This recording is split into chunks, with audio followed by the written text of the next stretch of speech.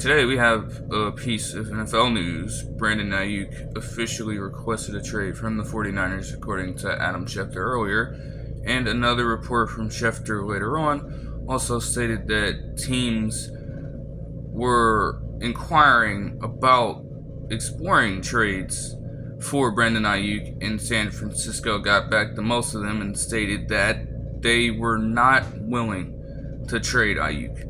Now, granted, there is a window they have to potentially make that happen, or just continue to leave him on the roster without a new deal. And honestly, given the way things were panning out over the past year or so, this is not just out of nowhere. He was trying to get a deal done since last offseason. And all of that transpired in the controversy, but he put it aside come time for the regular season and balled out, had one of his better seasons from a production standpoint. And yet, you go into this offseason ready to work something out, potentially get something nice and solid. And it didn't happen because Justin Jefferson reset the market. Amon-Ra St. Brown got paid, and the 49ers, for whatever reason, just decided to completely avoid getting Aiyuk that money. At least that's what it looks like to me. And granted, it is a dangerous game you're playing when the quarterback market or wide receiver market, any position, especially when there are certain players who are just way better. Whenever those players reset the market, it's going to be a problem for a team as stacked as the 49ers are. Because you had Nick Bosa to pay. Fred Warner's got to get paid at some point too. So they're accounting for a lot right now. Brock Purdy even could potentially get paid a massive amount of money, regardless of what certain people may think about his skill set or lack thereof. So there's a lot to work with here, but the writing was on the wall. To be honest, the writing was on the wall, though. I mean, there's no way. He's just consistently performed, and even then, at times, without him on the field, they struggled a little bit, but of course, there's not too much of a drop-off when you still have a guy like Deebo Samuel on the team, and you have Christian McCaffrey as a huge point of emphasis on the offensive end of the football game. Now, we just have to see what may happen. Now, Aiyuk has already stated that he would intend to remain a 49er, but of course, requesting a trade is simply applying pressure to their front office. Doesn't necessarily mean that he'll get traded and end up in another spot. He just wants to apply the pressure because he wants that deal done this offseason. He doesn't want to wait around another year, another season where he could potentially get hurt and his whole career could change to get a life-changing contract. He wants it now, he's ready for it. And he's going to use whatever leverage he can to get there. And if he can't get it with the 49ers, and they just decide to keep him while still not paying him, he'll just go get that type of money from another team. Now, he's thrown out two teams as alternatives if he doesn't remain a San Francisco 49er. And he's thrown out the Pittsburgh Steelers and the Washington Commanders. In both situations, they would truly love to have him. I mean, despite all the meme connections between him and Mike Tomlin, that is a coach that one would legitimately want to play for.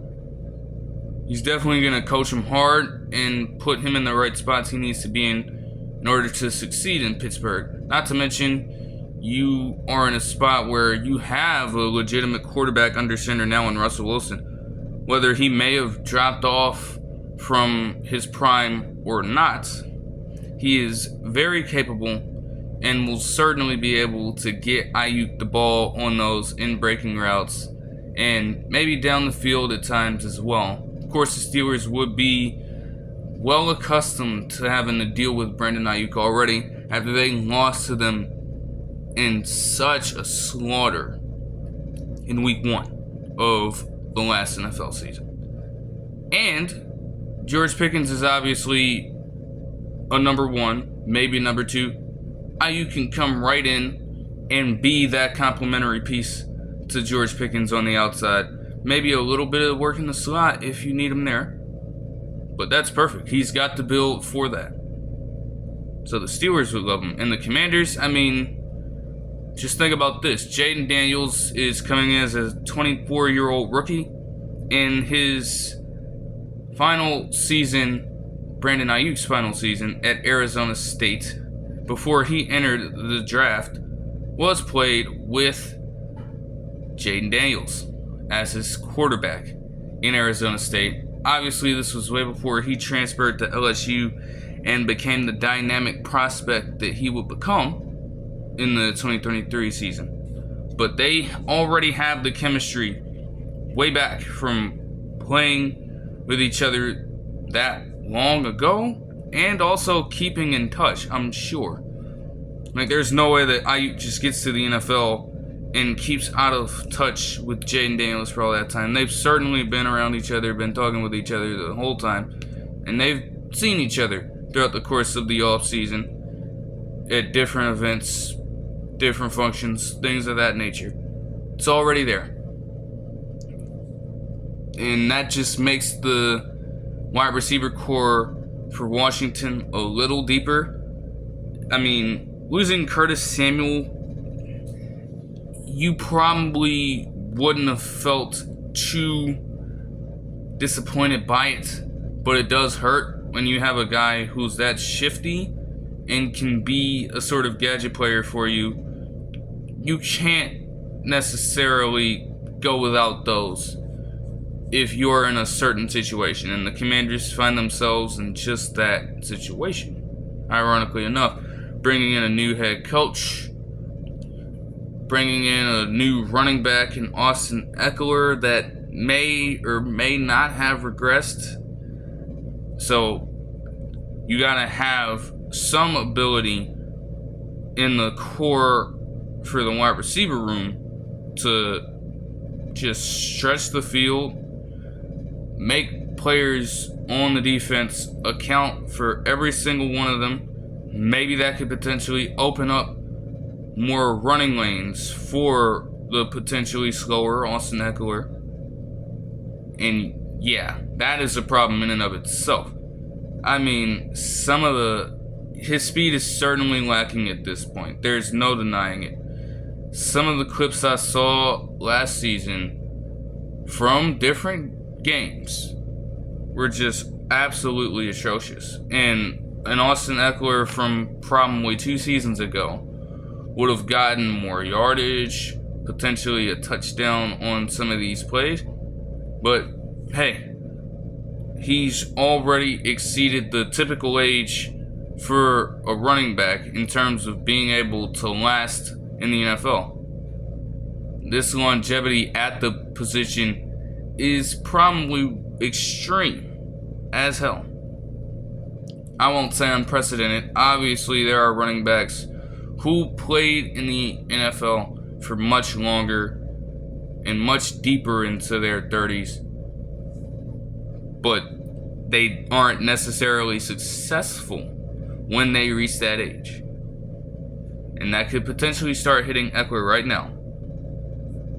But with a deep wide receiver core, you could be able to offset that somewhat. And it certainly helps your rookie quarterback. Because, hell, you're coming into a spot like Washington as a rookie quarterback trying to turn this franchise around. You're going to need all the weapons you can get.